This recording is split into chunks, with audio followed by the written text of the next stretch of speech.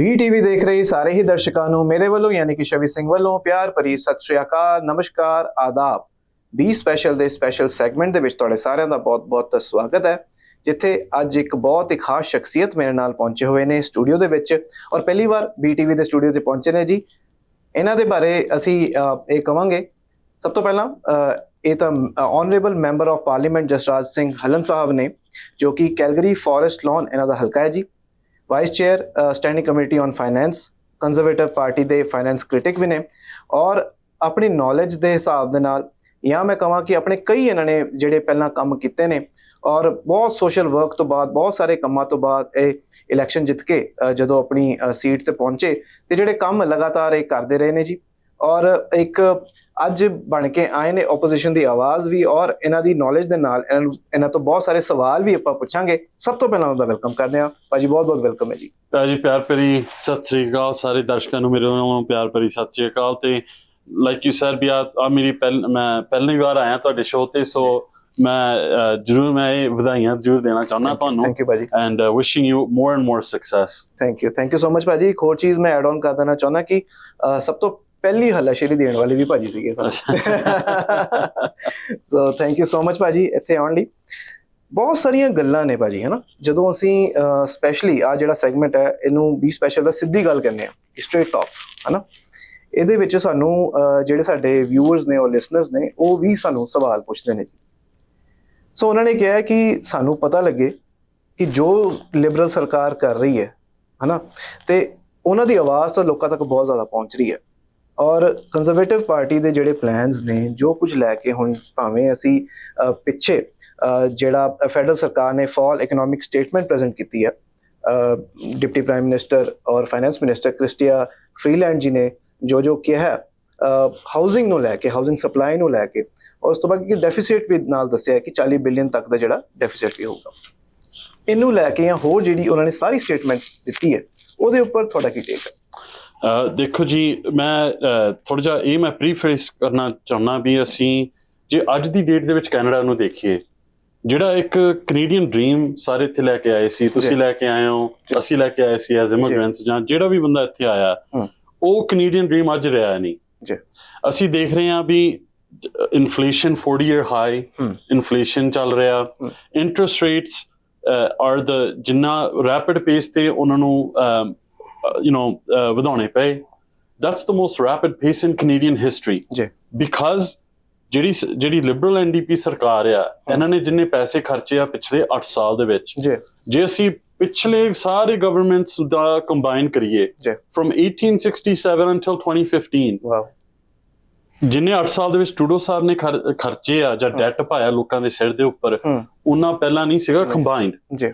ਉਹਦੇ ਕਰਕੇ ਤਾਂ ਹੀ ਇਨਫਲੇਸ਼ਨ ਹੋਈ ਆ, ਤਾਂ ਹੀ ਅਸੀਂ ਇੰਟਰਸਟ ਰੇਟਸ ਵੱਧਦੇ ਜਿਹੜੇ ਅਸੀਂ ਦੇਖ ਰਹੇ ਹਾਂ। ਐਕਚੁਅਲੀ ਇਨ ਫੈਕਟ 19 ਮਹੀਨਿਆਂ ਦੇ ਵਿੱਚ 10 ਵਾਰ ਉਹਨਾਂ ਨੂੰ ਇੰਟਰਸਟ ਰੇਟ ਵਧਾਉਣਾ ਪਿਆ। And what we're seeing is ਉਹ ਆ ਜਿਹੜਾ ਫਾਲ ਇਕਨੋਮਿਕ ਸਟੇਟਮੈਂਟ ਆ, ਜਾਂ ਮੈਂ ਇਹਨੂੰ ਕਹਿੰਦਾ ਵੀ ਆ ਫਾਲਸ ਹੋਪ ਸਟੇਟਮੈਂਟ ਆ। ਮੈਂ ਤਾਂ ਹੀ ਕਹਿੰਦਾ ਬਿਕਾਜ਼ ਪਿਛਲੇ ਸਾਲ ਕ੍ਰਿਸਟੀਆ ਫਰੀਲੈਂਡ ਨੇ ਪ੍ਰੋਮਿਸ ਕੀਤਾ ਸੀਗਾ ਵੀ ਮੈਂ ਬਜਟ ਬੈਲੈਂਸ ਕਰੂੰਗੀ। ਉਹਨੇ ਕੀ ਕੀਤਾ, 6 ਮਹੀਨਿਆਂ ਤੋਂ ਬਾਅਦ ਉਹਨੇ 180 ਡਿਗਰੀ ਕਰਕੇ ਕਹਿੰਦੀ ਵੀ ਸੌਰੀ, ਮੈਂ ਆਈ ਵਾਸ ਜਸਟ ਜੋਕਿੰਗ, ਵੀ ਬੈਲੈਂਸ ਨਹੀਂ ਹੋਣਾ। ਬੈਲੈਂਸ ਕਰਨਾ ਤਾਂ ਹੀ ਬਹੁਤ ਜ਼ਿਆਦਾ ਜ਼ਰੂਰੀ ਆ। And governor of bank of Canada ਇਹੀ ਕਹਿ ਰਿਹਾ ਬਿਕਾਜ਼ ਜਿਹੜੀ ਇਨ ਗਵਰਨਮੈਂਟ ਦੀ ਸਪੈਂਡਿੰਗ ਆ, ਇਹ ਚੀਜ਼ ਇਨਫਲੇਸ਼ਨ ਨੂੰ ਫਿਊਲ ਕਰਦੀ ਆ। ਹੁਣ ਤੁਸੀਂ ਆਪ ਕਿਹਾ ਵੀ $40 ਬਿਲੀਅਨ, ਬਟ ਜੇ ਅਸੀਂ ਨੈਟ ਡਿਫਰੈਂਸ ਦੇਖੀਏ, ਇਹਨਾਂ ਨੇ $20 ਬਿਲੀਅਨ ਨਵੀਂ ਇਨਫਲੇਸ਼ਨਰੀ ਸਪੈਂਡਿੰਗ ਹੁਣ ਪਾਈ ਆ ਇਕੋਨਮੀ ਦੇ ਵਿੱਚ। What is that going to do? It's inflationary. ਤੇ ਜਿਹੜਾ governor of the Bank of Canada ਉਹ ਰੀਸੈਂਟਲੀ ਆਇਆ ਸੀ ਸਾਡੇ ਫਾਈਨੈਂਸ ਕਮੇਟੀ ਦੇ ਵਿੱਚ, ਤੇ ਉਹਨੇ ਮੈਨੂੰ ਆਪ ਕਿਹਾ ਵੀ ਜਿਹੜੀ ਗਵਰਨਮੈਂਟ ਦੀ ਸਪੈਂਡਿੰਗ ਆ, ਇਟਸ ਨਾਟ ਹੈਲਪਫੁਲ। ਤੇ ਜਿਹੜੀ ਗਵਰਨਮੈਂਟ ਸਪੈਂਡਿੰਗ ਆ ਤੇ ਜਿਹੜਾ ਉਹਦਾ ਕੰਮ ਆ, ਇੰਟਰਸਟ ਰੇਟਸ ਤਾਂ ਹੀ ਵਧਾ ਰਿਹਾ ਟੂ ਟੈਕਲ ਇਨਫਲੇਸ਼ਨ, ਉਹ ਆਪੋਜ਼ਿਟ ਡਾਇਰੈਕਸ਼ਨਸ ਵਿੱਚ ਚੱਲ ਰਹੇ ਆ। ਸੋ ਦਿਸ ਫਾਲ ਇਕਨੋਮਿਕ ਸਟੇਟਮੈਂਟ ਨੇ ਹੋਰ ਵੀ ਫਾਲਸ ਪ੍ਰੋਮਿਸ ਦਿੱਤੇ ਆ।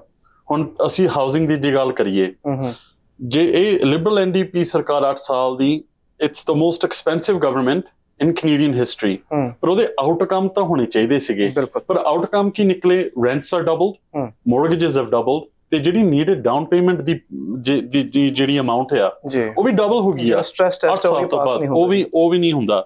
ਸੋ ਜਿਹੜੇ ਫਾਲ ਇਕਨੋਮਿਕ ਸਟੇਟਮੈਂਟ ਦੇ ਵਿੱਚ ਤੁਸੀਂ ਜਿਹੜੀ ਹਾਊਸਿੰਗ ਦੀ ਗੱਲ ਕੀਤੀ ਆ, ਇਨ ਦਾ statement there is no real plan, ਕੱਲੇ ਅਨਾਉਂਸਮੈਂਟਸ ਹੀ ਆ ਵੀ ਅਸੀਂ ਇੱਥੇ ਸ਼ਾਇਦ ਇੰਨੇ ਘਰ ਬਣਾ ਸਕਦੇ ਆ, ਇੰਨੇ $1 ਬਿਲੀਅਨ ਦੇ ਨਾਲ ਸ਼ਾਇਦ ਬਣਾ ਸਕਦੇ। ਉਹ ਵੀ 25-26 ਤੱਕ ਸ਼ੁਰੂ ਹੋਣ ਦਾ ਜਿਹੜਾ ਉਹਨਾਂ ਨੇ ਵਾਅਦਾ ਕੀਤਾ। ਐਗਜ਼ੈਕਟਲੀ। ਜੇ ਬੈਂਕ ਆਫ ਕੈਨੇਡਾ ਦੇ ਜਿਹੜੇ ਮੁਖੀ ਨੇ ਮੈਕਲਮ ਸਾਹਿਬ, ਉਹਨਾਂ ਨੇ ਪਿੱਛੇ ਇੱਕ ਸਟੇਟਮੈਂਟ ਦਿੱਤੀ ਆ, ਵਾਅਦਾ ਨਹੀਂ ਕੀਤਾ, ਜਸਟ ਅ ਸਟੇਟਮੈਂਟ ਹਜੇ, ਕਿ ਹੋਰ ਸ਼ਾਇਦ ਜਿਹੜੇ ਇੰਟਰਸਟ ਰੇਟ ਨਾ ਵਧਣ, ਹੋ ਸਕਦਾ ਘੱਟ ਵੀ ਜਾਣ। ਸੋ 8 ਦਸੰਬਰ ਨੂੰ ਮੈਨੂੰ ਲੱਗਦਾ ਉਹ ਵੀ ਫੈਸਲਾ ਆ ਜਾਣਾ। ਤੇ ਤੁਹਾਨੂੰ ਲੱਗਦਾ ਉਸ ਦੇ ਨਾਲ ਜਿਹੜਾ ਇਨਫਲੇਸ਼ਨ ਰੇਟ 3.8 ਤੋਂ 3.1 ਤੇ ਆਇਆ, ਉਸ ਦੇ ਨਾਲ ਵੀ ਲੋਕਾਂ ਨੂੰ ਰਾਹਤ ਮਿਲਣੀ ਸ਼ੁਰੂ ਹੋਈ ਹੈ। ਸੋ ਜਿਹੜੀ ਲਿਬਰਲ ਸਰਕਾਰ ਹੈ, ਤੁਹਾਨੂੰ ਲੱਗਦਾ ਕਿ ਕੰਮ ਕਰਨਾ ਸ਼ੁਰੂ ਕਰਤਾ ਵੈਸੇ ਉਹਨਾਂ ਨੇ? ਬਿਲਕੁਲ ਨਹੀਂ ਜੀ। ਸੋ ਜਿਹੜਾ ਇਨਫਲੇਸ਼ਨ ਵੀ ਥੱਲੇ ਨੂੰ ਆਇਆ ਆ, it has nothing to do with government. And in fact ਜਿਹੜਾ governor of the Bank of Canada ਆ, ਉਹਨੇ 2 ਚੀਜ਼ਾਂ ਕਹੀਆਂ ਉੱਥੇ ਇਨਸਾਈਡ ਦ ਕਮੇਟੀ। ਸੋ ਇੱਕ ਜਿਹੜਾ ਅਸੀਂ ਕਾਰਬਨ ਟੈਕਸ ਦੇਖ ਰਹੇ ਹਾਂ, ਸਾਡੀ ਪਾਰਟੀ ਦਾ ਇਹ ਕਹਿਣਾ ਆ ਵੀ ਉਹ ਚੀਜ਼ ਨੂੰ ਖਤਮ ਕਰੀਏ ਰਾਈਟ ਅਵੇ, ਬਿਕਾਜ਼ ਨਾ ਕੋਈ এনवायरमेंट ਨੂੰ ਫਾਇਦਾ ਆ, ਨਾ ਕੋਈ ਕੈਨੇਡੀਅਨਸ ਨੂੰ ਫਾਇਦਾ ਆ। ਸੋ ਉਹ ਜੇ ਅਸੀਂ ਅੱਜ ਦੀ ਡੇਟ ਦੇ ਵਿੱਚ ਖਤਮ ਕਰ ਦਈਏ, ਜਿਹੜਾ ਇਨਫਲੇਸ਼ਨ ਦਾ ਰੇਟ ਆ ਉਹ ਇੰਨਾ ਜ਼ਿਆਦਾ ਥੱਲੇ ਆ ਸਕਦਾ ਵੀ ਜਿਹੜੇ ਇੰਟਰਸਟ ਰੇਟ ਵਧੇ ਆ, governor of the Bank of Canada ਉਹ ਘਟਾ ਸਕਦਾ ਰਾਈਟ ਅਵੇ, ਜੇ ਅਸੀਂ ਕਾਰਬਨ ਟੈਕਸ ਨੂੰ ਖਤਮ ਕਰੀਏ। ਦੂਜੀ ਜਿਹੜੀ ਗੱਲ ਆ, ਉਹਨੇ ਸਾਨੂੰ ਇਹ ਗੱਲ ਕਹੀ ਆ ਵੀ ਜਿਹੜੀ ਗਵਰਨਮੈਂਟ ਦੀ ਗਰੋਥ ਆ, ਗਰੋਥ ਦਾ ਮਤਲਬ ਇਹ ਆ ਵੀ ਡੈਫਿਸਿਟ ਸਪੈਂਡਿੰਗ, ਜੇ 2.5% ਤੋਂ ਵੱਧ ਹੋਵੇ ਫਿਰ ਉਹਦਾ ਕੰਮ ਔਖਾ ਆ ਵੀ ਜਿਹੜੀ ਇੰਟਰਸਟ ਰੇਟ ਥੱਲੇ ਕਰਨੀ, like as foster rate it will be harder. ਜਿਹੜਾ ਫਾਲ ਇਕਨੋਮਿਕ ਸਟੇਟਮੈਂਟ ਆ, ਇਹਨਾਂ ਨੇ ਆਪ ਕਿਹਾ ਵੀ ਗਰੋਥ ਇਜ਼ ਐਟ 5%। ਸੋ ਜਿਹੜੇ ਰੇਟ ਤੇ ਜੇ ਉਹਨੇ ਘਟਾਉਣਾ ਵੀ ਆ ਰਹੇ, ਉਹ ਹੋਰ ਜ਼ਿਆਦਾ ਘਟਾ ਸਕਦਾ ਇਫ ਜਿਹੜੀ ਲਿਬਰਲ ਐਨਡੀਪੀ ਸਰਕਾਰ ਆ, ਜੇ ਉਹਨਾਂ ਦੀ ਜਿਹੜੇ ਖਰਚੇ ਜੇ ਬੈਲੈਂਸ ਕਰ ਦੇਣ ਬਜਟ, ਤੇ ਜੇ ਕਾਰਬਨ ਟੈਕਸ ਨੂੰ ਖਤਮ ਕਰ ਦੇਣ, ਇੱਕਦਮ ਰੇਟਸ ਥੱਲੇ ਆ ਸਕਦੇ ਆ। ਸੋ ਅਗੇਨ ਇਹ ਕਹਿੰਦੇ ਬਹੁਤ ਕੁਛ ਆ, ਪਰ ਜਿਹੜਾ ਐਕਚੁਅਲ ਪ੍ਰੈਕਟੀਕਲ ਜਿਹੜੀ ਲਾਈਫ ਆ, ਬਿਕਾਜ਼ ਤੁਸੀਂ ਆਪ ਦੇਖੋ ਭਾਜੀ, ਇਨਫਲੇਸ਼ਨ ਥੱਲੇ ਆ ਗਿਆ, ਪਰ ਕੋਈ ਕਹਿ ਸਕਦਾ ਵੀ ਮੇਰਾ ਪੇਚੈਕ ਹੋਰ ਵੀ ਤਕੜਾ ਹੋ ਗਿਆ ਆ, ਜਾਂ ਗਰੋਸਰੀ ਦੀ ਕਾਸਟ ਥੱਲੇ ਆਈ ਆ? ਗਰੋਸਰੀ ਤੇ ਆਣਾ ਸੀਗਾ ਭਾਜੀ, ਸੌਰੀ, ਹਨਾ। ਇਹਨਾਂ ਨੇ ਇਹ ਵੀ ਕਿਹਾ ਕਿ ਜਿਹੜੇ ਹੁਣ ਜਾਇੰਟਸ ਨੇ, ਹਨਾ, ਇੱਕ ਪਿੱਛੇ ਬਿੱਲ ਵੀ ਲੈ ਕੇ ਆਏ ਸੀ ਜੋ ਕਿ ਐਨਡੀਪੀ ਦਾ ਕਿਹਾ ਜਾ ਰਿਹਾ, ਹਨਾ, ਉਹਨਾਂ ਨੇ ਫਿਰ ਜਾ ਕੇ ਆ ਵੀ ਗੱਲ ਕੀਤੀ ਹੈ ਕਿ ਇੱਕ ਸੁਝਾਅ ਦਿੱਤਾ ਕਿ ਜੇ ਇਹਦੇ ਪ੍ਰਾਈਸਿਸ ਨਹੀਂ ਘੱਟ ਆਉਂਦੇ, ਜਾਂ ਜਿਹੜਾ ਕੰਪੀਟੀਸ਼ਨ ਬਿਊਰੋ ਆ ਉਹ ਹੁਣ ਅੱਗੇ ਜਾ ਕੇ ਕੰਮ ਕਰੂਗਾ, ਤੇ ਫਾਈਨਸ ਵੀ ਬਹੁਤ ਜ਼ਿਆਦਾ ਨੇ ਜੇ ਇਹਦੇ ਉੱਪਰ ਲਾਗੂ ਨਹੀਂ ਕੀਤਾ ਜਾਂਦਾ, ਕੰਮ ਨਹੀਂ ਕੀਤਾ ਜਾਂਦਾ। ਤਾਂ ਤੁਹਾਨੂੰ ਲੱਗਦਾ ਕਿ ਇਹਦੇ ਉੱਪਰ ਜਦੋਂ ਗਰੋਸਰੀ ਤੇ ਰੋਕ ਆ ਗਈ ਭਾਜੀ, ਹੁਣ ਦੇਖੋ ਮਕਾਨ ਦੀ ਗੱਲ ਕਰ ਲਈ, ਲਾਈਕ ਹਾਊਸਿੰਗ ਦੀ, ਇਹ ਕਹਿੰਦੇ ਨੇ ਰੋਟੀ ਕੱਪੜਾ ਔਰ ਮਕਾਨ, ਇੱਥੇ ਸਾਡਾ ਕੈਨੇਡਾ 'ਚ ਰੋਟੀ, ਤੇਲ ਔਰ ਮਕਾਨ, ਤੇ ਉਹਦੇ ਵਿੱਚ ਜਿਹੜੇ ਰੋਟੀ ਹੈ ਯਾਨੀ ਕਿ ਗਰੋਸਰੀ ਹੈ, ਜੇ ਇੱਥੇ ਰੋਕ ਆ ਗਈ, ਫਿਰ ਜਿਹੜਾ ਕਾਬੂ ਜੇ ਤੇ ਆ ਗਿਆ, ਤੇ ਉਸ ਤੋਂ ਬਾਅਦ ਸ਼ਾਇਦ ਸੌਖੀ ਹੋ ਜਾਵੇ ਜ਼ਿੰਦਗੀ। ਸੋ what I'll say is ਵੀ 8 ਸਾਲ ਤੋਂ ਬਾਅਦ ਇਹ ਫਿਰ ਇੱਕ ਅਨਾਉਂਸਮੈਂਟ ਹੀ ਹੈ ਇਹਨਾਂ ਦੀ, ਇੱਕ ਐਕਚੁਅਲੀ ਡਿਸਟਰੈਕਸ਼ਨ ਆ। The reason why I say that is because competition bureau ਨੇ ਆਪ ਕਿਹਾ ਵੀ ਜਿਹੜੀ 8 ਸਾਲ ਦੇ ਵਿੱਚ ਕੰਪੀਟੀਸ਼ਨ ਘਟ ਗਈ ਆ। ਸਾਨੂੰ ਸਾਰਿਆਂ ਨੂੰ ਪਤਾ ਫ੍ਰੀ ਮਾਰਕੀਟ ਜਿਹੜੀ ਹੁੰਦੀ ਆ, ਜਦੋਂ ਜ਼ਿਆਦਾ ਕੰਪੀਟੀਸ਼ਨ ਹੁੰਦਾ ਪ੍ਰਾਈਸਿਸ ਥੱਲੇ ਆਉਂਦੀਆਂ, ਪਰ ਇੱਥੇ ਕੋਈ ਵੱਡੀਆਂ ਕੰਪਨੀਆਂ ਜਾਂ ਕੋਈ ਬਿਜ਼ਨੈਸਿਸ ਇਨਵੈਸਟ ਨਹੀਂ ਕਰ ਰਹੇ ਕੈਨੇਡਾ ਦੇ ਵਿੱਚ, ਬਿਕਾਜ਼ ਕੈਨੇਡਾ ਦੇ ਵਿੱਚ ਸਾਡੇ ਟੈਕਸ ਰੇਟ ਵੀ ਬਹੁਤ ਹਾਈ ਆ, ਕਾਸਟ ਆਫ ਲਿਵਿੰਗ ਹਾਈ ਆ, ਉਹਦੇ ਕਰਕੇ ਫਿਰ ਜਿਹੜੀ ਸਾਡੀ ਇਨਵੈਸਟਮੈਂਟ ਆ ਇੱਥੇ ਨਹੀਂ ਆ ਰਹੀ, ਬਾਹਰ ਨੂੰ ਜਾ ਰਹੀ ਆ। That is one of the main reasons why we see high prices. Number 2, ਜਿਹੜਾ ਇਹਨਾਂ ਨੇ ਪੈਸਾ ਖਰਚਿਆ, ਜਾਂ ਜਦੋਂ ਇਨਫਲੇਸ਼ਨ ਵੱਧਦੀ ਆ, ਜਿਹੜੇ rich get richer, poor get poorer, because ਜਿਹੜੇ ਉਹਨਾਂ ਦੇ ਐਸੈਟਸ ਆ ਉਹ ਇਨਫਲੇਟ ਹੋ ਜਾਂਦੇ ਆ। That is another big issue, and ਉਹ ਸਿਰਫ ਤੇ ਸਿਰਫ blame ਆ ਲਿਬਰਲ ਐਨਡੀਪੀ ਸਰਕਾਰ ਦੇ ਉੱਪਰ। Number 3, carbon tax. ਹੁਣ ਜੇ ਤੁਸੀਂ ਫਾਰਮ ਦੇ ਉੱਪਰ ਕਾਰਬਨ ਟੈਕਸ ਲਾਓ, ਜਿਹੜਾ ਟਰੱਕਰ ਉਹਨੂੰ ਟਰਾਂਸਪੋਰਟ ਕਰਦਾ ਉਹਦੇ ਉੱਪਰ ਕਾਰਬਨ ਟੈਕਸ ਲੱਗਦਾ ਆ, ਜਿਹੜੇ ਪ੍ਰੋਸੈਸ ਕਰਦੇ ਆ ਫੂਡ ਨੂੰ ਉਹਦੇ ਉੱਪਰ ਵੀ ਟੈਕਸ ਲਾਓ।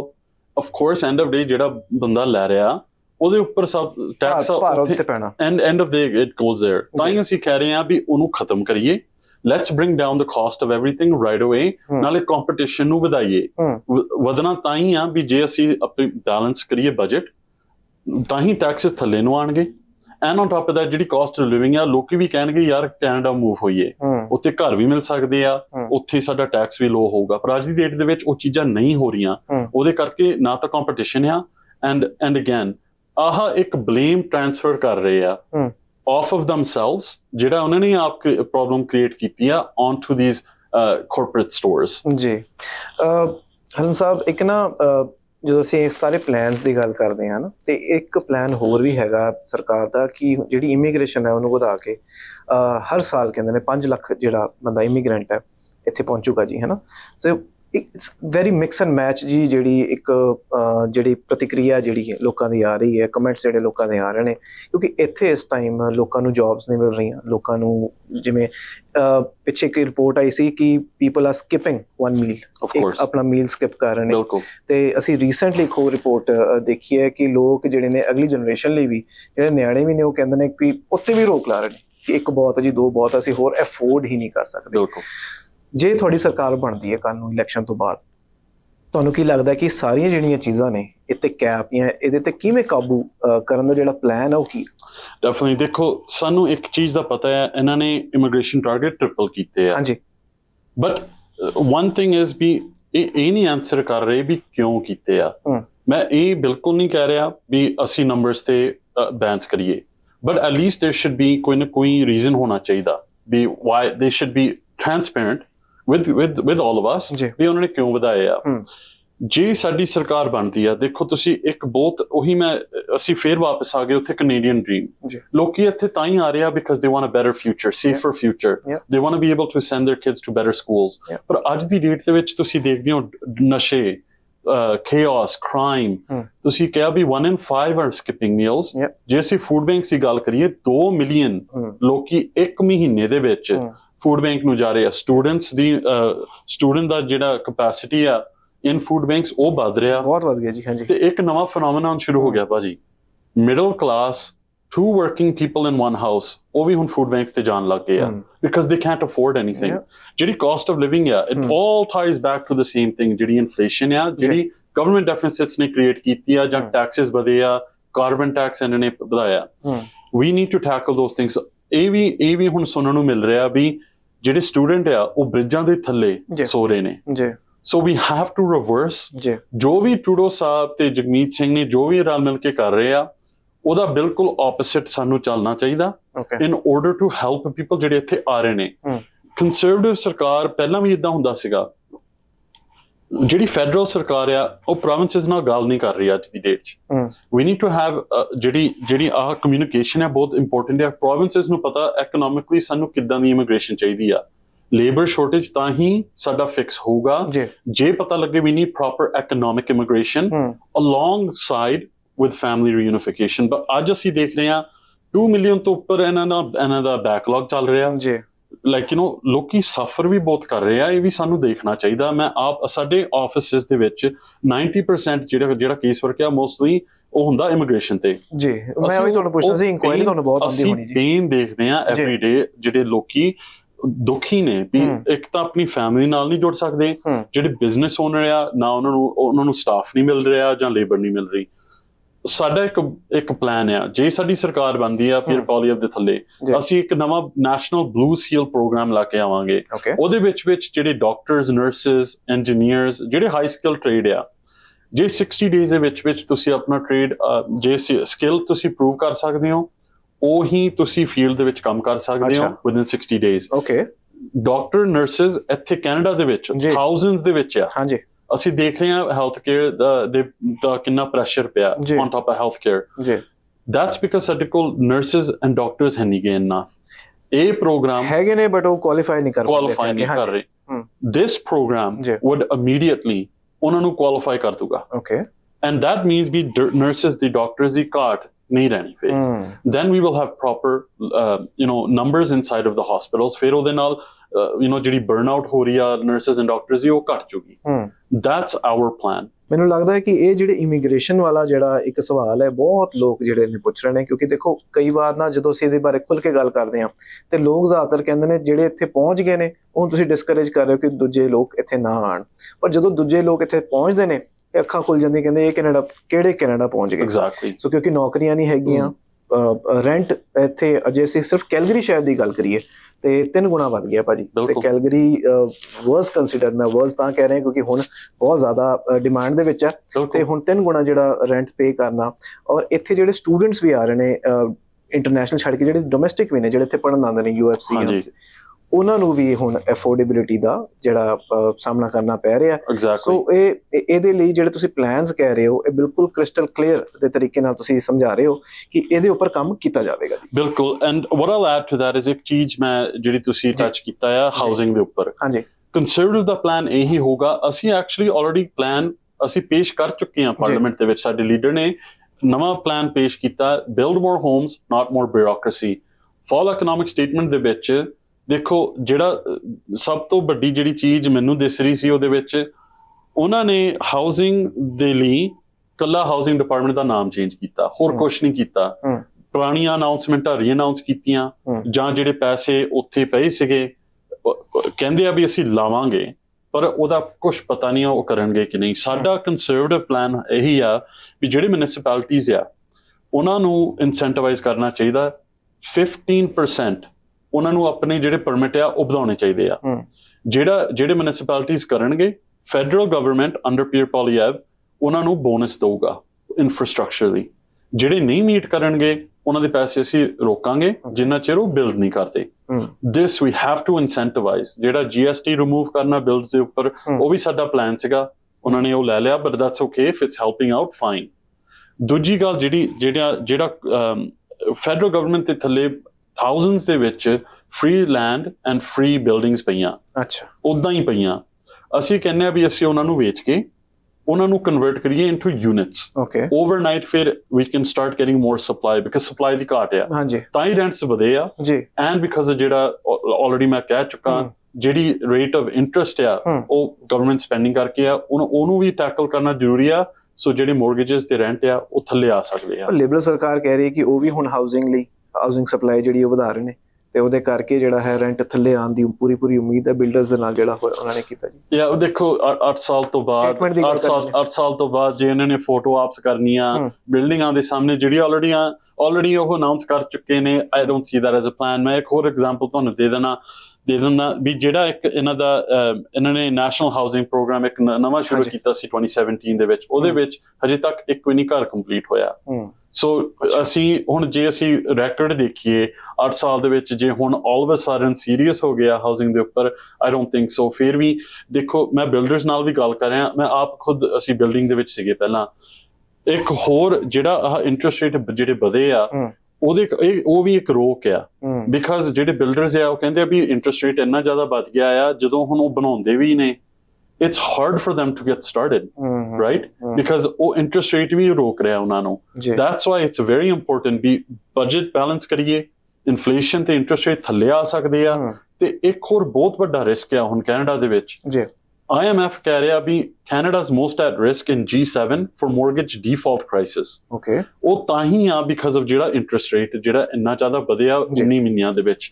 ਸੋ ਜਦੋਂ ਹੁਣ ਲੋਕੀ ਜਾ ਕੇ ਰਿਨਿਊ ਕਰ ਰਹੇ ਆ, 70,000 ਪਲੱਸ ਮੋਰਗੇजेस ਹਰੇਕ ਮਹੀਨੇ ਰਿਨਿਊ ਹੋ ਰਹੇ ਨੇ, ਪਰ ਉਹਨਾਂ ਦਾ ਰੇਟ ਡਬਲ ਜਾਂ ਟ੍ਰਿਪਲ ਤੇ ਉਹ ਰਿਨਿਊ ਹੋ ਰਿਹਾ। ਸੋ ਉਹਦੇ ਕਰਕੇ ਉਹ ਕਹਿ ਰਹੇ ਨੇ ਵੀ ਲੋਕੀ ਆਲਰੇਡੀ ਉਹਨਾਂ ਨੂੰ ਡਿਫਿਕਲਟੀ ਆ, ਜਿੱਥੇ ਪੇਮੈਂਟ ਘਟਣੀ ਚਾਹੀਦੀ ਸੀ ਉੱਥੇ ਵੱਧ ਰਹੀ ਆ at that rate. So anyways, that is why we're most at risk in the G7 for mortgage default crisis. ਨਹੀਂ, ਮੈਨੂੰ ਲੱਗਦਾ ਕਿ ਇਹਦੇ ਬਾਰੇ ਜਿਹੜੀ ਜਾਣਕਾਰੀ ਸਮਝਣੀ ਨਾ ਬਹੁਤ ਜ਼ਰੂਰੀ ਹੈ। ਜਦੋਂ ਅਸੀਂ ਗੱਲਬਾਤ ਕਰਦੇ ਹਾਂ ਇਨਫਲੇਸ਼ਨ ਦੀ, ਆਪਾਂ ਸਰਕਾਰਾਂ ਤੇ ਸਵਾਲ ਖੜੇ ਕਰਦੇ ਹਾਂ, ਤੇ ਪੁੱਛਣਾ ਆਪੋਜੀਸ਼ਨ ਨੂੰ ਬਹੁਤ ਜ਼ਰੂਰੀ ਹੈ ਕਿ ਇਹਨਾਂ ਦੇ ਕੀ ਪਲਾਨਸ ਨੇ, ਤਾਂ ਜੋ ਤੁਸੀਂ ਆਰਾਮ ਨਾਲ ਇਹ ਸੋਚ ਸਕੋ ਕਿ ਕਿਹਦਾ ਪਲਾਨ ਬੈਟਰ ਹੈ ਜੀ, ਕਿੱਥੇ ਤੁਹਾਨੂੰ ਵੋਟ ਪਾਉਣਾ ਚਾਹੀਦਾ। ਦੋਨਾਂ ਨੂੰ ਤੁਸੀਂ ਕੰਸੀਡਰ ਕਰੋ, ਔਰ ਜਿਹੜਾ ਵੀ ਜਿੱਥੇ ਵੀ ਤੁਹਾਨੂੰ ਠੀਕ ਲੱਗਦਾ ਤੁਸੀਂ ਉੱਥੇ ਗੱਲਬਾਤ ਜਿਹੜੀ ਉਹ ਕਰ ਸਕਦੇ ਹੋ। ਹਲ ਸਾਹਿਬ, ਜਿਹੜੀ ਨਾ ਪਿੱਛੇ ਹੁਣ ਇੱਕ ਭਖਦਾ ਹੋਇਆ ਮਸਲਾ, ਔਰ ਜਿੱਥੇ ਟਰੂਡੋ ਸਾਹਿਬ ਨੇ ਹਾਊਸ ਆਫ ਕਾਮਨਸ ਦੇ ਵਿੱਚ ਖੜ ਕੇ ਨਿੱਜਰ ਸਾਹਿਬ ਦੇ ਮਰਡਰ ਦੀ ਜਿਹੜਾ ਕੇਸ ਦੇ ਬਾਰੇ ਗੱਲਬਾਤ ਕੀਤੀ ਸੀ ਕਿ ਸਾਡੇ ਕੋਲ ਸਬੂਤ ਨੇ, ਜਿੱਥੇ ਇੰਡੀਆ ਦੀ ਸਰਕਾਰ ਦੀ ਇਨਵੋਲਵਮੈਂਟ ਦੱਸੀ ਗਈ ਸੀ ਜੀ ਸਿੱਧੇ ਤੌਰ ਤੇ। ਉੱਥੇ ਜਦੋਂ ਉਹਨਾਂ ਨੇ ਉਹ ਬਿਆਨ ਦਿੱਤਾ, ਉਸ ਤੋਂ ਪਹਿਲਾਂ ਉਹਨਾਂ ਨੇ ਦੱਸਿਆ ਕਿ ਆਪੋਜੀਸ਼ਨ ਦੇ ਨਾਲ ਉਹਨਾਂ ਨੇ ਗੱਲਬਾਤ ਵੀ ਕੀਤੀ, ਸਾਰੇ ਦੀ ਸਲਾਹ ਮਸ਼ਵਰਾ ਹੋਣ ਤੋਂ ਬਾਅਦ ਹੀ ਉਹਨੇ ਹਾਊਸ ਆਫ ਕਾਮਨਸ ਦੇ ਵਿੱਚ ਖੜ ਕੇ ਸਟੇਟਮੈਂਟ ਦਿੱਤੀ। ਤੇ ਉਸ ਤੋਂ ਬਾਅਦ ਜਿਹੜੇ ਪੋਲੀਵਰ ਸਾਹਿਬ ਨੇ, ਉਹਨਾਂ ਨੇ ਵੀ ਰੀਸੈਂਟਲੀ ਕਿਹਾ ਕਿ ਹੁਣ ਮੈਨੂੰ ਲੱਗਦਾ ਕਿ ਟਾਈਮ ਆ ਗਿਆ ਕਿ ਹੀ ਸ਼ੁੱਡ ਕਮ ਕਲੀਨ ਸਬੂਤਾਂ ਦੇ ਨਾਲ। ਔਰ ਇਹਦੇ ਆ ਜਿਹੜੀ ਹੋ ਰਹੀ ਹੈ, ਜਿਹੜਾ ਭਖਦਾ ਹੋਇਆ ਮਸਲਾ, ਇਹਨੂੰ ਥੋੜਾ ਠੰਡਾ ਕਰੋ। ਥੋੜਾ ਠੰਡਾ ਤਾਂ ਜ਼ਰੂਰ ਹੋ ਗਿਆ ਕਿਉਂਕਿ ਵੀਜ਼ਾ ਵੀ ਖੁੱਲ ਗਏ ਨੇ ਹੁਣ, ਉਹ ਹੁੰਦਾ ਜਾ ਰਿਹਾ। ਪਰ ਉਹਨਾਂ ਦਾ ਟੇਕ ਉਸ ਦੇ ਬਾਰੇ ਕੀ ਕਹਿਣਾ ਚਾਹੋਗੇ? ਔਰ ਟਰੂਡੋ ਸਾਹਿਬ ਨੇ ਜੋ ਵੀ ਇਹ ਜਿਹੜਾ ਮਸਲਾ ਹੋਇਆ ਉਹਦੇ ਬਾਰੇ ਤੁਹਾਡਾ ਕੀ ਟੇਕ ਹੈ? ਬਿਲਕੁਲ ਜੀ, ਦੇਖੋ ਜਿਹੜਾ ਵੀ ਹੈਪਨ ਹੋਇਆ ਭਾਈ ਹਰਦੀਪ ਸਿੰਘ ਨਿੱਜਰ ਹੋਣਾ ਨਾਲ, ਇਹ ਬਹੁਤ ਗਲਤ ਹੋਇਆ। ਬਿਕਾਜ਼ ਇੱਕ ਜੇ ਐਲੀਗੇਸ਼ਨਸ ਦੇ ਹਿਸਾਬ ਨਾਲ ਦੇਖੀਏ, ਇੱਕ ਕੈਨੇਡੀਅਨ ਸਿਟੀਜ਼ਨ ਕੈਨੇਡੀਅਨ ਸੋਇਲ ਤੇ ਉਹਨਾਂ ਦੀ ਧਰਤੀ ਦੇ ਉੱਪਰ ਜੇ ਕੋਈ ਫੋਰਨ ਗਵਰਨਮੈਂਟ ਨੇ ਏਦਾਂ ਕਿਸੇ ਨੂੰ ਮਾਰਿਆ, ਬਹੁਤ ਵੱਡੀ ਗੱਲ ਹੈ। ਉਹ ਵੀ ਗੁਰਦੁਆਰਾ ਸਾਹਿਬ ਤੋਂ ਬਾਹਰ, ਉਹ ਹੈ ਵੀ ਨਾਲੇ ਪ੍ਰਧਾਨ ਸਾਹਿਬ ਸੀਗੇ ਗੁਰਦੁਆਰਾ ਸਾਹਿਬ ਦੇ। ਬਹੁਤ ਸੀਰੀਅਸ ਐਲੀਗੇਸ਼ਨਸ ਆ। ਸਾਡੇ ਲੀਡਰ ਸਾਹਿਬ ਨੇ ਜਿਹੜਾ ਪਹਿਲਾ ਦਿਨ ਜਦੋਂ ਸਾਨੂੰ ਪਤਾ ਲੱਗਿਆ, ਉਹਨਾਂ ਨੇ ਵੀ ਬਿਆਨ ਦਿੱਤਾ ਸੀਗਾ ਵੀ ਜੋ ਵੀ ਇਨਵੈਸਟੀਗੇਸ਼ਨ ਚੱਲ ਰਹੀ ਆ ਜਾਂ ਜਿਹੜੀ ਹੋਊਗੀ, ਇੰਡੀਆ ਨੂੰ ਪੂਰੀ ਟਰਾਂਸਪੇਰੈਂਸੀ ਨਾਲ ਚੱਲਣਾ ਚਾਹੀਦਾ ਉਹ ਇਨਵੈਸਟੀਗੇਸ਼ਨ ਦੇ ਵਿੱਚ, ਪੀਰੀਅਡ। ਉਦੋਂ ਵੀ ਉਹ ਕਹਿ ਰਹੇ ਨੇ, ਉਦੋਂ ਸਾਡੀ ਪਾਰਟੀ ਵੀ ਉਦੋਂ ਕਹਿ ਰਹੀ ਸੀ, ਅਸੀਂ ਅੱਜ ਦੀ ਡੇਟ ਦੇ ਵਿੱਚ ਉਹੀ ਕਹਿ ਰਹੇ ਹਾਂ। ਜਦੋਂ ਜੂਨ ਦੇ ਵਿੱਚ ਜਦੋਂ ਉਹਨਾਂ ਨੂੰ ਅਸੈਸੀਨੇਟ ਕੀਤਾ ਗਿਆ, ਉਸ ਦਿਨ ਹੀ ਉੱਪਰ ਮੈਂ ਵੀ ਪੋਸਟ ਪਾਈ ਸੀਗੀ ਇਮੀਡੀਏਟਲੀ ਵੀ ਪੂਰੀ ਦੀ ਪੂਰੀ RCMP ਇਨਵੈਸਟੀਗੇਸ਼ਨ ਹੋਣੀ ਚਾਹੀਦੀ ਆ। ਇਹ ਬਿਕਾਜ਼ ਸਾਨੂੰ ਪਤਾ ਨਹੀਂ ਵੀ ਕੀ ਹੋਇਆ, but family needs to know, sangat needs to know, Canadians need to know ਵੀ ਕੀ ਹੋਇਆ।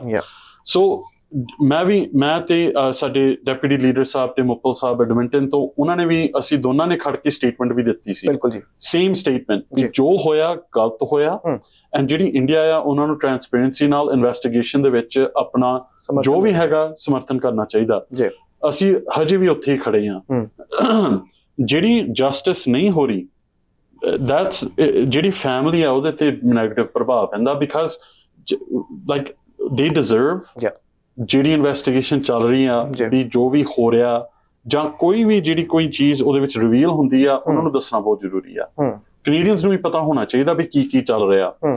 ਉਹ ਚੀਜ਼ ਤੇ ਲੋਕੀ ਹਜੇ ਵੇਟ ਕਰ ਰਹੇ ਆ ਵੀ ਤੁਸੀਂ ਚਲੋ ਬਿਆਨ ਦੇ ਦਿੱਤਾ, ਟਰੂਡੋ ਸਾਹਿਬ ਨੇ ਬਿਆਨ ਦੇ ਦਿੱਤਾ, but what we need is transparency from both sides। ਸੋ ਅਸੀਂ ਸਾਰੇ ਵੇਟ ਕਰ ਰਹੇ ਆ ਵੀ ਕੁਛ ਨਾ ਕੁਛ ਨਿਕਲਣਾ ਚਾਹੀਦਾ। ਜਿਨ੍ਹਾਂ ਨੇ ਕੀਤਾ, ਈਵਨ ਜਿਨ੍ਹਾਂ ਨੇ ਮਾਰਿਆ ਉਹਨਾਂ ਨੂੰ, ਜੇ ਕੈਨੇਡੀਅਨ ਆ, ਵੀ ਉਹਨਾਂ ਨੂੰ ਫੜਨਾ ਚਾਹੀਦਾ ਐਂਡ ਉਹਨਾਂ ਨੂੰ ਸਖਤ ਤੋਂ ਸਖਤ ਸਜ਼ਾ ਮਿਲਣੀ ਚਾਹੀਦੀ ਆ for what they did, because it's absolutely wrong। ਪਰ ਪੋਲਵਰ ਸਾਹਿਬ ਜਿਵੇਂ ਹੁਣ ਕਹਿੰਦੇ ਨੇ ਕਿ ਇਹ ਸਮਾਂ ਆ ਗਿਆ ਕਿ ਸਾਨੂੰ ਵੀ ਜਾਂ ਪਬਲਿਕ ਕਰੋ, ਜਨਤਕ ਕਰੋ, ਜੋ ਵੀ ਹੈ, ਜਿਹੜੀ ਵੀ ਤੁਸੀਂ ਬਿਆਨ ਦਿੱਤੇ ਟਰੂਡੋ ਸਾਹਿਬ ਨੂੰ, ਉਹਨਾਂ ਨੇ ਕਿਹਾ ਨਾ ਕਿ ਤੁਸੀਂ ਸਾਨੂੰ ਸਾਰਿਆਂ ਨੂੰ ਦੱਸੋ। ਜਦੋਂ ਇਨਵੈਸਟੀਗੇਸ਼ਨ ਚੱਲ ਰਹੀ ਹੈ ਭਾਜੀ, ਤੇ ਹੋ ਸਕਦਾ ਹੈ ਕੋਈ ਇੱਦਾਂ ਦੀਆਂ ਇਨਵੈਸਟੀਗੇਸ਼ਨ ਐਸੇ ਮੋੜ ਤੇ ਹੋਵੇ ਕਿ ਹਜੇ ਨਹੀਂ ਦੱਸ ਸਕਦੇ ਹੋਵੇ, ਇਹਦੇ ਵਿੱਚ ਉਹਨਾਂ ਦਾ ਬਿਆਨ ਆਉਣਾ ਤੁਹਾਨੂੰ ਲੱਗਦਾ ਠੀਕ ਹੈ? I think what needs to happen is ਵੀ ਜੇ ਉਹਨਾਂ ਨੇ ਖੜ ਕੇ ਪਾਰਲੀਮੈਂਟ ਦੇ ਵਿੱਚ ਕੈਨੇਡੀਅਨਸ ਨੂੰ ਕਿਹਾ ਏਦਾਂ ਹੋਇਆ ਆ, that means ਜੋ ਵੀ ਉਹਨਾਂ ਨੂੰ ਉਦੋਂ ਤੱਕ ਪਤਾ ਸੀਗਾ ਉਹ ਤਾਂ ਰਿਵੀਲ ਕਰ ਸਕਦੇ ਸੀ। in my opinion ਥੋੜੀ ਜਿਹੀ ਇਨਫੋਰਮੇਸ਼ਨ ਤਾਂ ਸਾਨੂੰ ਦੱਸੋ, ਥੋੜੀ ਬਹੁਤੀ ਇਨਫੋਰਮੇਸ਼ਨ ਮਿਲਣੀ ਚਾਹੀਦੀ ਵੀ ਕਿੱਥੋਂ ਆਈ ਹੈ information, what it was, because ਜ਼ਰੂਰੀ ਆ। ਬਿਕਾਜ਼ ਜੇ ਹੁਣ ਅਸੀਂ ਇੱਕ G7 ਕੰਟਰੀ ਆ and we should have leadership. ਇਹ ਲੀਡਰਸ਼ਿਪ ਦੀ ਵੀ ਬਹੁਤ ਪ੍ਰੋਬਲਮ ਆ ਕੰਟਰੀ ਦੇ ਵਿੱਚ। ਮੈਂ ਉੱਦਾਂ ਐਗਜ਼ਾਮਪਲ ਤੁਹਾਨੂੰ ਦੇ ਰਿਹਾ ਵੀ 8 ਸਾਲ ਤੋਂ ਬਾਅਦ ਜਸਟਿਨ ਟਰੂਡੋ ਸਾਹਿਬ ਦਾ ਵਰਲਡ ਸਟੇਜ ਦੀ ਰੈਪੂਟੇਸ਼ਨ ਖਤਮ ਹੋ ਗਿਆ ਆ। ਜਿੰਨੇ ਵੀ ਸਾਡੇ ਐਲਾਈਜ਼ ਵੀ ਨੇ, ਉਹ ਕੈਨੇਡਾ ਨੂੰ ਕੁਛ ਨਹੀਂ ਦੱਸ ਰਹੇ, ਜਸਟਿਨ ਟਰੂਡੋ ਸਾਹਿਬ ਨੂੰ ਕੁਛ ਨਹੀਂ ਦੱਸਦੇ। ਆਪ G7 ਦੇ ਵਿੱਚ ਉਹ ਜਿਹੜੇ ਸਾਡੇ ਐਲਾਈਜ਼ ਆ, ਜੋ ਵੀ ਕਰ ਰਹੇ ਆ, ਦੇ leave Justin Trudeau out because reputation ਖਤਮ ਹੋ ਗਈ ਆ ਉਹਦੀ। ਜੇ ਸੀਰੀਅਸ ਲੀਡਰ ਹੁੰਦੇ, we would have better answers in my opinion। ਪਰ ਅਸੀਂ ਸਾਰੇ ਵੇਟ ਕਰ ਰਹੇ ਹਾਂ, ਅਸੀਂ ਫੇਰ ਵੀ ਉੱਥੇ ਖੜੇ ਹਾਂ ਵੀ ਜੋ ਵੀ ਇਨਵੈਸਟੀਗੇਸ਼ਨ ਦੇ ਵਿੱਚ ਨਿਕਲੂਗਾ, ਇੰਡੀਆ ਨੂੰ ਵੀ ਟਰਾਂਸਪੇਰੈਂਸੀ ਸ਼ੋ ਕਰਨੀ ਚਾਹੀਦੀ ਆ ਐਂਡ ਕੈਨੇਡੀਅਨਸ ਨੂੰ ਪਤਾ ਹੋਣਾ ਚਾਹੀਦਾ ਵੀ ਕੀ ਹੋਇਆ। ਫੇਰ ਹੀ ਜਿਹੜੀ ਫੈਮਿਲੀ ਆ, ਉਹਨਾਂ ਨੂੰ ਐਟ ਲੀਸਟ ਲਿਟਲ ਬਿਟ, ਥੋੜਾ ਜਿਹਾ ਉਹਨਾਂ ਨੂੰ ਹੋਣਾ ਚਾਹੀਦਾ ਵੀ at least we know what happened. ਜੀ ਮੈਨੂੰ ਲੱਗਦਾ ਓਵਰਆਲ ਸਾਰੇ ਕੈਨੇਡੀਅਨਸ ਨੂੰ, ਕਿਉਂਕਿ ਇੱਕ ਕੈਨੇਡੀਅਨ ਦਾ ਇੱਕ ਮਰਡਰ ਹੋਣਾ ਕੈਨੇਡੀਅਨ ਸੋਇਲ ਤੇ, ਇਹ ਜਿਹੜਾ ਐਜ਼ ਅ ਹੋਲ ਕੈਨੇਡਾ ਨੂੰ ਪਤਾ ਹੋਣਾ ਚਾਹੀਦਾ ਕਿ ਹੋਇਆ ਕੀ ਹੈ ਔਰ ਕਿਉਂ ਹੋਇਆ, ਕਿ ਏਦਾਂ ਨਹੀਂ ਹੋਣਾ ਚਾਹੀਦਾ। ਉਹ ਸਮਰਥਨ ਪੂਰਾ ਇੰਡੀਆ ਵੱਲੋਂ ਮਿਲਣਾ ਚਾਹੀਦਾ। ਜਾਂਦੇ ਭਾਜੀ, ਜਿਹੜਾ ਪਲਾਨ ਹੈ ਤੁਹਾਡਾ ਪਾਰਟੀ ਦਾ, ਜੇ ਅਸੀਂ ਆ 3 ਚੀਜ਼ਾਂ ਦੇ ਅਗੇਨ ਲੈ ਕੇ ਚੱਲੀ, ਤੁਸੀਂ ਬਹੁਤ ਐਕਸਪਲੇਨ ਕੀਤਾ ਵੈਸੇ। ਰੈਂਟ ਐਂਡ ਹਾਊਸਿੰਗ ਇੱਕੋ ਚੀਜ਼ ਹੋ ਗਈ, ਐਂਡ ਇਨਫਲੇਸ਼ਨ ਸਪੈਸ਼ਲੀ ਖਾਣੇ ਪੀਣੇ ਤੇ ਲੈ ਕੇ, ਹੈ ਨਾ, ਇਹ ਜ਼ਰਾ ਲੋਕਾਂ ਤੱਕ ਤੁਸੀਂ ਪਹੁੰਚਾਓ ਕਿ ਇਹ ਸਹੀ ਤਰੀਕੇ ਨਾਲ ਸੋਲਵ ਹੋਣਗੇ ਜਾਂ ਨਹੀਂ। ਮੈਂ ਤਿੰਨ ਚੀਜ਼ਾਂ ਨਾਲ ਸਮ ਅਪ ਕਰ ਦਿੰਨਾ ਹਾਂਜੀ ਬਿਕਾਜ਼ ਇਹ ਤਿੰਨ ਚੀਜ਼ਾਂ ਹੀ ਨੇ ਜਿਹੜੀਆਂ ਅਸੀਂ ਡਿਮਾਂਡ ਕੀਤੀਆਂ ਫਾਲ ਇਕਨੋਮਿਕ ਸਟੇਟਮੈਂਟ ਤੇ ਅਗਲੇ ਬਜਟ ਦੇ ਵਿੱਚ। ਜੀ ਅਸੀਂ ਕਿਹਾ ਜਿਹੜਾ ਕਾਰਬਨ ਟੈਕਸ ਆ ਉਹਨੂੰ ਖਤਮ ਕਰੋ। ਮੈਂ ਐਕਸਪਲੇਨ ਕੀਤਾ ਵੀ ਉਹਦੇ ਨਾਲ ਇਨਫਲੇਸ਼ਨ ਵੀ ਥੱਲੇ ਆ ਸਕਦੀ ਆ। ਚਿੱਠੀ ਵੀ ਲਿਖੀ ਹੈ ਜੀ ਹਾਂਜੀ ਸਾਹਿਬ ਨੂੰ ਜੀ। ਜਿਹੜੀ ਗੈਸ ਗਰੋਸਰੀਜ਼ ਹੋਮ ਹੀਟਿੰਗ ਦੀ ਕਾਸਟ ਆ ਇੱਕਦਮ ਥੱਲੇ ਆ ਸਕਦੀ ਆ। ਨੰਬਰ 1 ਸੋ ਉਹ ਕਾਰਬਨ ਟੈਕਸ ਖਤਮ ਕਰੀਏ ਜੀ। ਓਵਰਵੈਲਮਿੰਗਲੀ ਕੈਨੇਡਾ ਦੇ ਵਿੱਚ ਸਾਰੇ ਲੋਕੀ ਕਹਿ ਰਹੇ ਆ ਵੀ ਤੁਸੀਂ ਕਾਰਬਨ ਟੈਕਸ ਖਤਮ ਕਰੋ। ਸੋ ਅਸੀਂ ਸਾਡਾ ਇਹ ਕਹਿਣਾ ਹੈ ਵੀ ਤੁਸੀਂ ਜੇ ਖਤਮ ਹੀ ਨਹੀਂ ਕਰਨਾ ਪੌਜ਼ ਕਰ ਦਿਓ ਤੇ ਕਾਰਬਨ ਟੈਕਸ ਦੀ ਇਲੈਕਸ਼ਨ ਕਾਲ ਕਰ ਲਓ। ਕੈਨੇਡੀਅਨਸ ਡਿਸਾਈਡ ਕਰਨ ਉਹਨਾਂ ਨੂੰ ਕਾਰਬਨ ਟੈਕਸ ਚਾਹੀਦਾ ਕਿ ਨਹੀਂ। ਸੋ ਦੈਟਸ ਨੰਬਰ 1। ਨੰਬਰ 2 ਜੇ ਅਸੀਂ ਜਿਹੜੇ ਲੋਕਾਂ ਦੇ ਪੇ ਚੈੱਕ ਆ ਉਹਨਾਂ ਨੂੰ ਜੇ ਤਕੜੇ ਕਰਨੇ ਆ ਬੈਲੈਂਸ ਬਜਟ ਨੂੰ ਬੈਲੈਂਸ ਕਰਨਾ ਬਹੁਤ ਜ਼ਰੂਰੀ ਆ। ਮੈਂ ਐਕਸਪਲੇਨ ਕਰ ਚੁੱਕਾ ਉਹ ਜਿਹੜੇ ਡੈਫਿਸਿਟ ਆ ਉਹ ਕਿੰਨਾ ਨੈਗੇਟਿਵ ਇੰਪੈਕਟ ਆ। ਜੇ ਅਸੀਂ ਬਜਟ ਬੈਲੈਂਸ ਕਰੀਏ ਉਹਦੇ ਨਾਲ ਇਨਫਲੇਸ਼ਨ ਤੇ ਇੰਟਰਸਟ ਰੇਟ ਥੱਲੇ ਆਊਗਾ ਜੀ। ਰੈਂਟਸ ਤੇ ਮੋਰਗੇजेस ਥੱਲੇ ਆਣਗੇ ਜੀ। ਐਂਡ ਜਿਹੜਾ ਰਿਸਕ ਆ ਲੋਕਾਂ ਦੇ ਜਿਹੜੇ ਮੋਰਗੇਜ ਨੂੰ ਡਿਫਾਲਟ ਜਿਹੜੇ ਕਹਿ ਰਹੇ ਉਧਰ ਨੂੰ ਅਸੀਂ ਜਾ ਰਹੇ ਆ ਉਹ ਵੀ ਰਿਸਕ ਨੂੰ ਅਸੀਂ ਬਚਾ ਸਕਦੇ ਆ। So that's number 2। ਉਹਦੇ ਨਾਲ ਜਿਹੜੀ ਉਹ ਇੱਕ ਹੋਰ ਵੀ ਆ ਵੀ ਇਟ ਵਿਲ ਹੈਲਪ ਜਿਹੜੀ ਇਨਫਲੇਸ਼ਨ ਆ overall even on food it will come down. Number 3 ਅਸੀਂ ਕਹਿੰਦੇ ਆ ਵੀ ਉਹੀ ਜਿਹੜਾ ਅਸੀਂ ਬਿੱਲ ਪੇਸ਼ ਕੀਤਾ ਹਾਊਸਿੰਗ ਲਈ ਉਹਨੂੰ ਪਾਸ ਕਰੋ। ਉਹਦੇ ਨਾਲ ਸਪਲਾਈ ਵੀ ਵਧੂਗੀ ਨਾਲ ਦੇ ਨਾਲ ਸਾਨੂੰ ਜਿਹੜੇ ਰੈਂਟਸ ਉਹ ਥੱਲੇ ਆ ਸਕਦੇ ਆ ਰਾਈਟ ਅਵੇ। ਸੋ ਅਸੀਂ ਆਲਰੇਡੀ ਆਪਣਾ ਪਲਾਨ ਦੱਸ ਚੁੱਕੇ ਆ। This is what we going to do. ਜੇ ਲੋਕੀ ਪੁੱਛਣਗੇ ਵੀ ਯਾਰ ਇਹਨਾਂ ਨੇ ਪੈਸੇ ਸਹੀ ਤਰੀਕੇ ਨਾਲ ਕਿੱਦਾਂ ਨਹੀਂ ਯੂਜ਼ ਕੀਤੇ ਸੋ ਥੋੜੇ ਜਿਹੇ ਐਗਜ਼ਾਮਪਲ ਹੈਗੇ ਆ। $22 ਬਿਲੀਅਨ ਇਹ ਦੇ ਰਹੇ ਆ ਹਰੇਕ ਸਾਲ ਕੰਸਲਟੈਂਟਸ ਨੂੰ। ਤਾਂ ਹੀ ਦੇ ਰਹੇ ਆ ਬਿਕਾਜ਼ ਜਿਹੜੇ ਇਹਨਾਂ ਦੇ ਮਿਨਿਸਟਰ ਆ ਇਹ ਕੰਮ ਨਹੀਂ ਪ੍ਰੋਪਰ ਕਰ ਰਹੇ। ਵੀ ਤੁਹਾਨੂੰ ਕੰਸਲਟੈਂਸੀ ਕੀ ਲੋੜ ਆ ਜੇ ਤੁਹਾਡੇ ਮਿਨਿਸਟਰਸ ਆਪ ਕਰਦੇ ਕੰਮ ਹਨਾ। ਜਿਹੜਾ ਅਰਾਈਵ ਕੈਨ ਐਪ ਸੀਗਾ ਜਿੱਥੇ $2.5 ਲੱਖ ਦੇ ਵਿੱਚ ਬਣਨਾ ਸੀਗਾ ਉਹਨਾਂ ਨੇ $54 ਮਿਲੀਅਨ ਖਰਚਿਆ ਉਹਦੇ ਤੇ। $1 ਬਿਲੀਅਨ ਵੀ ਇਹਨਾਂ ਨੇ ਇੱਕ ਕਹਿ ਲਓ ਵੀ ਸਲਸ਼ ਫੰਡ ਜਾ ਰੱਖਿਆ ਆ ਆਪਣੇ ਲਿਬਰਲ ਇਨਸਾਈਡਰਸ ਲਈ। ਏਦਾਂ ਦੀ ਵੇਸਟਫੁਲ ਸਪੈਂਡਿੰਗ ਕਰਕੇ ਤਾਂ ਹੀ ਇਨਫਲੇਸ਼ਨ ਵਧੀ ਆ ਤਾਂ ਹੀ ਇੰਟਰਸਟ ਰੇਟ ਵਧੇ ਆ। ਸੋ ਦੋਜ਼ ਆਰ ਦ ਥਿੰਗਸ ਅਸੀਂ ਉਹ ਚੀਜ਼ਾਂ ਨੂੰ ਟੈਕਲ ਕਰਾਂਗੇ। ਤੇ ਜਿਹੜੀ ਕੈਨੇਡੀਅਨ ਡ੍ਰੀਮ ਆ ਜਿਹੜੇ ਸਾਰੇ ਉਹ ਇੱਕ ਸੁਪਨਾ ਲੈ ਕੇ ਆਏ ਇੱਥੇ ਉਹਨੂੰ ਵਾਪਸ ਲੈਣਾ ਬਹੁਤ ਜ਼ਰੂਰੀ ਆ। ਫਿਰ ਜਿਹੜੀ ਕੈਨੇਡਾ ਦੀ ਰੈਪਿਊਟੇਸ਼ਨ ਆ ਵਰਲਡ ਸਟੇਜ ਤੇ ਉਹ ਵਾਪਸ ਲੈ ਕੇ ਆਈਏ। ਵਾਹ ਜੀ ਬਸ ਉਹ ਬਿਲਕੁਲ ਸਹੀ ਗੱਲ ਹੈ। ਥੈਂਕ ਯੂ ਸੋ ਮਚ ਭਾਜੀ। ਕੈਨੇਡੀਅਨ ਡ੍ਰੀਮ ਨੂੰ ਜੇ ਵਾਪਸ ਤੁਸੀਂ ਜੋ ਕਿ ਭਾਜੀ ਕਹਿ ਰਹੇ ਨੇ ਲੈ ਕੇ ਆਉਣਾ ਚਾਹੁੰਦੇ ਹੋ ਔਰ ਜੇ ਡ੍ਰੀਮ ਉਹਨੂੰ ਸਕਸੈਸਫੁਲ ਬਣਾਉਣਾ ਚਾਹੁੰਦੇ ਹੋ ਕਿ ਜਿਨ੍ਹਾਂ ਨੂੰ ਲੱਗਦਾ ਹੈ ਕਿ ਇਹ ਵਾਕਈ ਬਿਲਕੁਲ ਨਾਖੁਸ਼ ਨੇ ਸਰਕਾਰ ਤੋਂ ਤੇ ਇਹ ਚੀਜ਼ ਤੁਸੀਂ ਜ਼ਰੂਰ ਸੁਣੋ।